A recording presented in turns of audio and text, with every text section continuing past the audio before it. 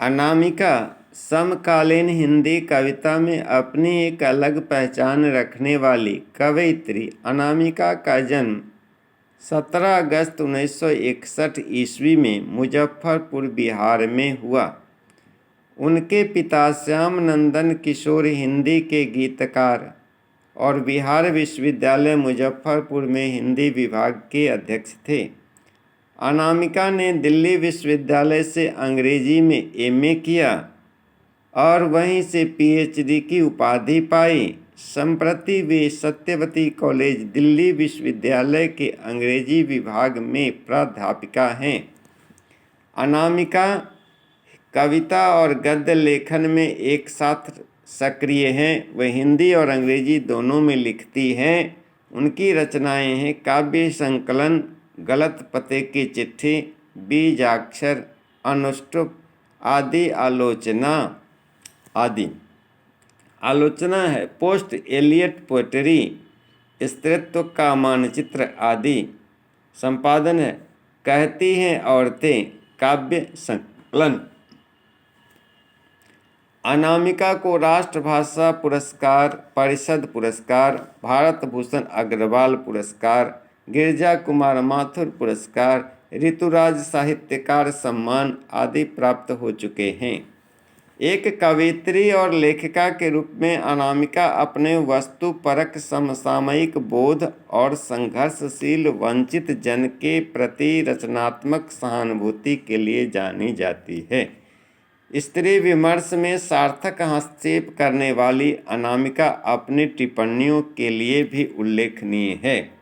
प्रस्तुत कविता समसामयिक कवियों की चुनी गई कविताओं की चर्चित श्रृंखला कवि ने कहा से यहाँ ली गई है।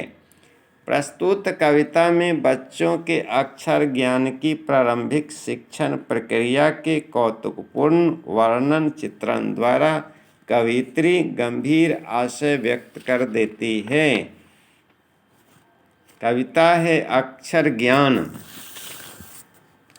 चौखटे में नहीं अटता बेटे का कौ, कबूतर ही है न फुदक जाता है जरा सा, पंक्ति से उतर जाता है उसका खौ, खरगोश की खालिश बेचैनी में गमले सा टूटता हुआ उसका गौ, घरे सा लुढ़कता हुआ उसका घौ, अंग पर आकर थमक जाता है उसे नहीं सधता है अंग, अंग के ड को वह समझता है माँ और उसके बगल के बिंदु को मानता है गोदी में बैठा बेटा। माँ बेटे सधते नहीं उससे और उन्हें लिख लेने की अनवरत कोशिश में उसके आ जाते हैं आंसू। पहली विफलता पर छलके ये आंसू ही हैं शायद प्रथमाक्षर सृष्टि के विकास कथा के।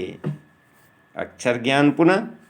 चौखटे में नहीं अटता बेटे का क, कबूतर ही है न फुदक जाता है जरा सा, पंक्ति से उतर जाता है उसका खौ, खरगोश की खालिश बेचैनी में गमले सा टूटता हुआ उसका ग, घरे सा लुढ़कता हुआ उसका घ, अंग पर आकर थमक जाता है उससे नहीं सधता है अंग, अंग के ड को वह समझता है माँ और उसके बगल के बिंदु को मानता है गोदी में बैठा बेटा। माँ बेटे सधते नहीं उससे और उन्हें लिख लेने की अनवरत कोशिश में उसके आ जाते हैं आंसू। पहली विफलता पर छलके ये आंसू ही हैं शायद प्रथमाक्षर सृष्टि के विकास कथा के। धन्यवाद।